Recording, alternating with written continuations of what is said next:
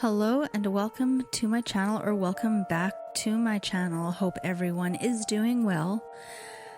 Today we are going to be talking about some of Canadians' unsolved cases. If I pronounce anything wrong, I do apologize. On October 16th, 1986, Carrie Ann Brown, 15, disappeared from a house party on Trout Ave in Thompson, Manitoba.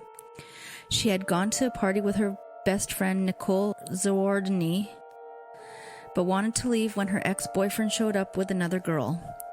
Brown had planned to stay the night at Nicole's house. The two girls left the residence but returned when Nicole realized she left her purse inside. Nicole then got into an argument with her ex-boyfriend, and by the time she was ready to leave, Brown had disappeared. When Nicole left the house, she saw Brown's footprints in the snow ending at tire tracks indicating she had gotten into a vehicle. Carrie was reported missing by her family on October 17, 1986. On October 18, 1986, two horseback riders found Brown's body past a graveyard on the outskirts of town. She was found wearing a pink and black leopard print outfit and white socks, lying on a jacket with one hand up and the other down. Brown had been sexually assaulted and beaten to death with branches. If you have any information about this or any serious crime in rural Manitoba, you can contact your nearest police services or RCMP detachment. To provide information anonymously, call Manitoba Crime Stoppers toll-free at 1-800-222-8477. Submit a secure tip online at www.manitobacrimestoppers.com. Text Tipman plus your message to crimes 274-637. Callers never have to give their name. You can earn a cash award of up to $2,000 and at the same time help to make your community a safer place to live. Michael Mason, a 27-year-old male, lived with his girlfriend in Medicine Hat, Alberta. Michael was known to have been employed as a laborer in Medicine Hat, southern Alberta, and in Saskatchewan. On June 5, 1989, Michael checked into the Hat Motel in Medicine Hat, left within 2 hours of checking in, and from all appearances never returned to his hotel room. Michael was not seen again by family or friends. On July 31, 1989, his decomposed body was located in a shallow grave south of Medicine Hat, Alberta. It is believed that the motivation for his crime may be connected to an argument that Michael allegedly had with some associates on the night he disappeared. If you have any information about this case, please contact the RCMP's Red Cliff, Alberta Detachment at 403-548-2288 or Crime Stoppers at 1-800-222-8477. On June 19, 1991, 20-year-old Shauna Vanderbash was socializing with three co-workers at a Calgary restaurant. At approximately 9:30 p.m., Shauna and two of her girlfriends attended the Tasmanian Ballroom on 12th Avenue and 1st Street, Calgary, to view a fashion show held to benefit the Sheriff King home. Shauna left the fashion show around 1:30 a.m. on June 20th, 1991. She received a drive near her home by an acquaintance. She was dropped off at the corner of Southland Drive and McLeod Trail at approximately 3:30 a.m. On June 20th, 1991, at approximately 8:30 a.m., Shauna Vanderbash's naked body was discovered beside a rural road approximately 4.5 kilometers from the Pridus turnoff north of Highway 22X. The location is southwest of Calgary within the Toomer Valley RCMP detachment jurisdiction. Shauna Vanderbash resided in the city of Vancouver most of her teen and adult life. She moved to Calgary in March 1991.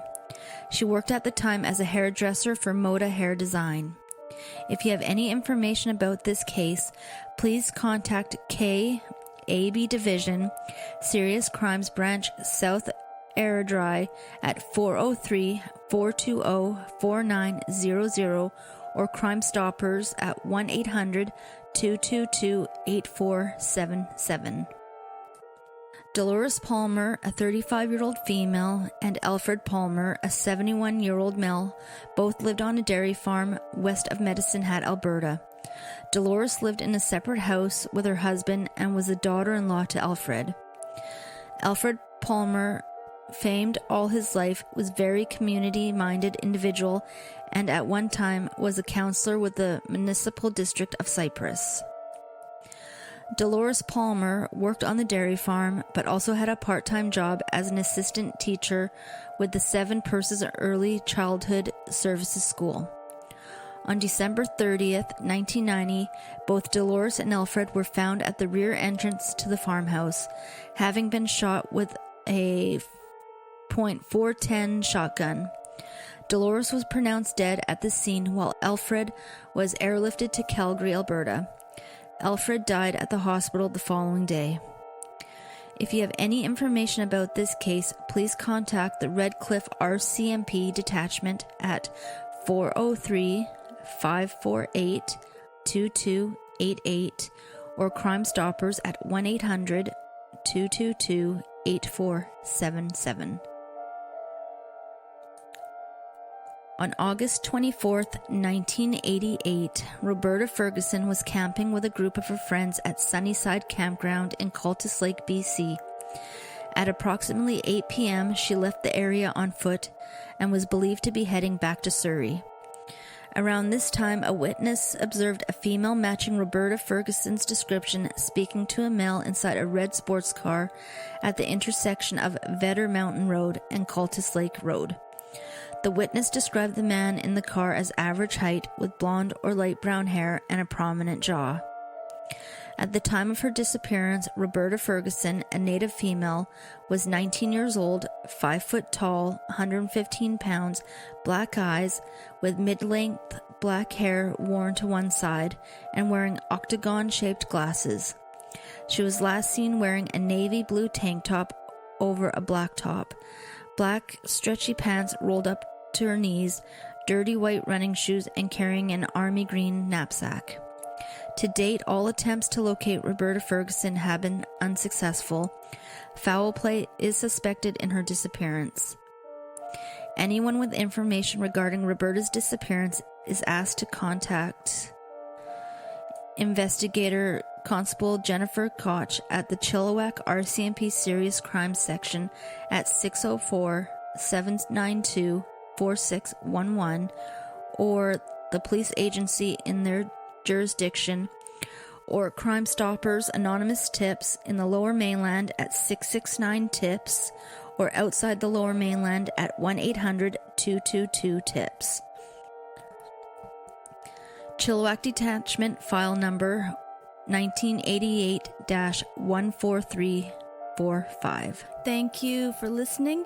If you like this type of content, please consider subscribing and liking my channel, and I will see you on the next one.